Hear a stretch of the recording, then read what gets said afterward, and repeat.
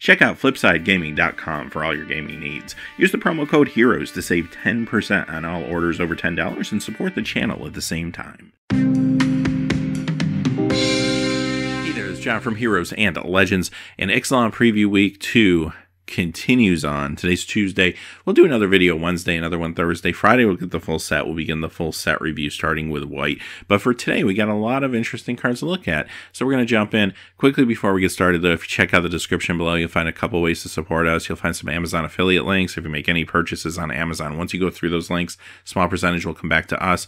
You'll also find our Patreon page linked below. And then finally, Flipside Gaming has also provided a promo code for our viewers, and they are doing pre-orders now in Ixalan as well as Iconic Masters. You might want to check that out. So with that being said, let's get into the cards for today. Adanto Vanguard. This is a white and 1 Vampire Soldier, uncommon 1/1.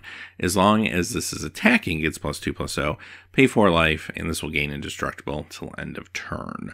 I actually like this card a lot. I am all for paying life for a resource when it makes sense, and you don't have to with this card. You only do it when it makes sense, and having that flexibility is actually a pretty powerful effect, I think.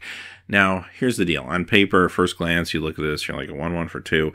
But it does attack in as a 3/1. And you're probably pretty used to seeing now 3/1s in limited games. You probably play with them very frequently. A lot of times they happen to get some early damage across, or at least they trade up. And this one may be a little awkward because it can't block as a 3/1, but it still attacks as a 3/1. So if you're on the play and you're trying to be offensive, you put this down on turn 2. On turn 3, you attack in. Your opponent maybe has a 2/2 out. They have a tough decision to make.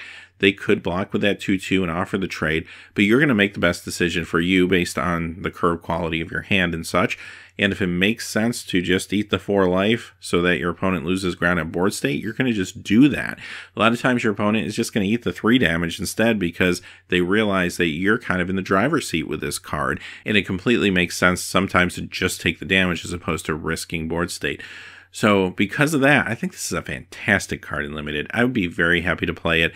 It could be awkward at times against a hyper-aggressive start from your opponent, but it could still trade with like a 2/1 or something like that. That might be good enough for a 2-drop and get you into your middle of the game and keep your life total at least relatively stable. But aside from that, this is all about just getting in the red zone and making your opponent think hard about their decisions. And I love this with the whole vampire life gain sub-theme as well, because you know you may have some expendable life, but even if you don't, this is still a good card to play in Limited. Next we have a card that comes to us from a French language preview. It is Imperial Answer, costs a white, it's a human knight 1/1, it has double strike as long as you control a dinosaur. Okay, I've talked about this earlier in the week and last week, but sometimes Wizards gives us 1-drops that just are not good. And so many times I just rather play a better 2-drop over this 1-drop. And this is a perfect example of that. Look at the card we just talked about. That was a 2-drop. That card is phenomenal. This is a 1-drop that is just really lacking. Okay, I put this on the battlefield. It's a 1/1 for 1. That's really doing nothing for me. Now, if I can get a dinosaur out, it gets double strike. Okay, now it's a 1/1 double striker. I'm still not really happy with this card. Maybe I can buff it, throw an enchantment on it, some good equipment, that makes it better, but now my opponent can still block it. They can either chump block it, or a lot of times might still be able to even trade for this. So what is this card really doing for you at the end of the day? Would you play this over a decent 2-drop? I wouldn't, honestly. I just simply would go for the better 2-drop and leave this one in my pool. I would be very hard-pressed to find a situation, honestly, where I want to play this one. River Sneak, this is a blue and 1 Merfolk Warrior. It's uncommon, 1/1. This can't be blocked. Whenever another Merfolk enters the battlefield under your control, River Sneak gets +1/+1 until end of turn. This one's kind of hard to evaluate right now because I don't feel like we've seen enough of the Merfolk and really what the Simic colors are trying to do. Now we still have a few days left of previews. We'll know a lot more on Friday. I can probably give a better estimation of this card during the set review. But at least on paper right now, I'm going to say this about it. Maybe it could see standard play in a Merfolk deck if one were to get there, but I'll be honest with you, I haven't seen enough to make me feel like there's going to be a standard Merfolk deck. And even if there was, it doesn't mean this card would necessarily be good enough to make it. It could be okay. I do like its interaction with the dagger we saw yesterday. If you want to try to cheat into that Lost Val quickly, that could be interesting for maybe a ramp strategy of some kind.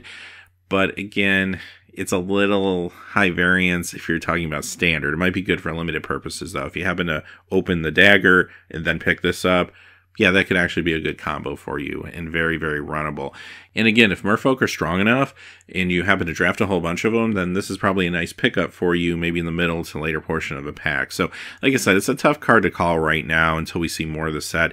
Seems like it'd be fine, though, for limited purposes. Maybe standard playable, but I think that's a long shot. Dire Fleetravager. This one costs 2 black and 3. It's a 4/4 Orc Pirate Wizard Mythic Menace Death Touch. When this enters battlefield, each opponent loses a third of his or her life, rounded up. Wow, that's some math right there. So, now a third of life isn't hard math, but if you're in the middle of a game and you're concerned about board state and your time and all this other stuff, and you got some awkward life totals, I'm sure there's going to be stressful moments with this card. I also think they did a third because balance-wise it makes more sense than half on a card like this, but it just feels a little awkward. Now, aside from that, is this a good card? It's a mythic, but it's not a very exciting mythic, I'll be honest with you. I think it's good and limited. Like, this maybe is even first pickable in a draft, and here's why. Menace Death Touch, 4/4 for 5. Like, you had me there. That's really good. Menace and Death Touch is a tough combination for your opponent to deal with sometimes. You're always going to find value out of this card. The whole life total thing is just kind of like there. Like, it's kind of reciprocal. Just depends on the actual life totals. Like, if you're in a more aggressive deck and you've been pinging your opponent down, down, down for the first 4 or 5 turns, and then you play this, and yeah, they're getting more benefit from the ability than you are, but you're also putting a 4/4 Menace Death Touch on the battlefield, so I think that's still okay, right? Like, it feels a little awkward. You don't get the full value, but it's still a really good play and a really good card. So, having said that, yes, limited, I think this is really good. I think it's just too awkward and high variance for standard purposes. Like, again, that life total thing is weird, and then the Menace Death Touch is nice, but there's also a lot more removal going around and more consistent in standard, so you do have to take that into account on a 5-drop creature like this. You want something that gives you a little more bang for your buck at the 5 spot in a deck in standard, so I don't see it really there. Commander, I mean, yes, it does hit everybody, but I don't know, I feel like you could be doing better things in Commander as well than just getting a 4/4 Menace Death Touch for 5 with that ability, so it feels a little awkward there too. So, kind of a strange mythic here. Good for limited, maybe it was just too good in limited games, so they had to bump it up from rare, I don't know. Vicious Conquistador. This is another rough 1-drop. It's a black 1/2 Vampire Soldier uncommon, and when this attacks, each opponent loses 1 life. Again, I don't see myself playing this in limited over a better 2-drop. There's not a lot for me to say about this. Just overall, it just feels like an underwhelming uncommon. Captivating Crew. This is a red and 3 human pirate, rare 4/3. You can pay a red and 3. Gain control of target creature an opponent controls until end of turn. Untap that creature. Gains haste till end of turn. Activate this ability only anytime you can cast a sorcery. So, this is actually pretty interesting. First off, it's a 4/3 for 4. That's good enough for limited play just on its own, but that ability puts it over the top a little bit. Having a repeatable threaten effect on a creature actually feels kind of sweet. So if I have enough mana like late game, I can surprise my opponent, play this, and actually activate the effect right away. Then the next turn I could actually activate the effect twice, and this won't have summoning sickness anymore. That could be game in certain board stalls, right? So that's the positive side. This card is good in a board stall. It's good if you're ahead closing out the game a little bit quicker, making sure your opponent sees 1 or 2 less cards, and that's a good thing. It's a little awkward if you're behind. It's still a 4/3 body. It could help to stabilize your board state, but it also doesn't allow you to do anything if you're on the defensive. That ability is not going to do that much if your back's against the wall. Now, you could still use it, even if you're behind, because you could just take your opponent's creature and attack them with it, and maybe they just take the damage, or maybe they have something that they can block, and you don't have a favorable attack or something, but you can still do it. It's still a play that you can make, hope that your opponent makes a mistake or overthinks it, right? So that's interesting, but for the most part, like, yeah, it is not doing anything if you're losing the game. So I like the card, though. I still think it's first pickable in a lot of packs just because it does get you out of board stalls. It does speed up some games. It's a nice ability, and on its own, it's a 4/3 for 4. Like, I would play that without the ability, honestly, most of the time. It's a nice curve filler just as a vanilla creature, so staple that ability onto it, actually becomes pretty good. It's also a pirate. Sometimes that's going to matter. Charging Monstrosaur, a red and 4 dinosaur, uncommon 5/5, trample, haste, great beater for limited. Costs 5, but it feels like a 4-drop because it has haste, so that's actually pretty sweet. I love the art on it. I'm going to be happy to pick this up whenever it comes around in a draft. Maybe it's not for a second pick if there's better cards in the particular pack, but especially if you're in Dinosaurs. But even if you're not, 5/5 haste trample for 5, good card. You're going to win games with this from time to time even. Makeshift Munitions. This costs a red and 1. It's an enchantment, uncommon, pay 1. Sacrifice an artifact or a creature, and this will deal 1 damage to target creature or player. I like the versatility there, creature or player.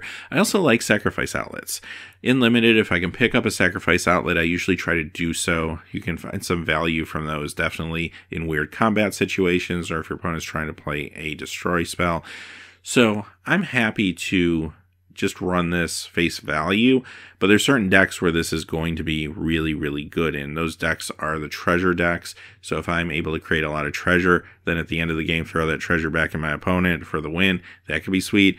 Vampires I think would play well with this too, because maybe you're just, I don't know, splashing some red or something along those lines, but however you do it, you have a lot of token generation in that black-white vampire deck, and then you can, at the end, hopefully toss those tokens when they don't matter as much anymore at your opponent, or even at a creature on the battlefield if you need to stabilize a little bit. So I do think there's a lot of upside to a card like this. It costs 2. When it enters the battlefield, it's not doing anything on its own. It can be activated that turn, though. But for 2 mana, I can get beyond all that. I think that this is a fine card just to run. Probably isn't a first, second, third pick necessarily in a pack, especially in pack 1. But once you know you're going to be in one of those decks where you're going to have those extra resources potentially available, I think it's a good pickup. And with that being said, those are the cards for today. So a little bit of a mixed bag, but I will say we saw some good limited cards.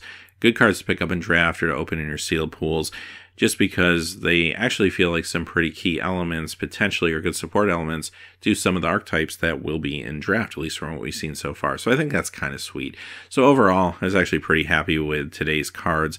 Now, with that being said, we're going to be back tomorrow. We're going to do another video about 24 hours from now, recapping everything that happens between now and then.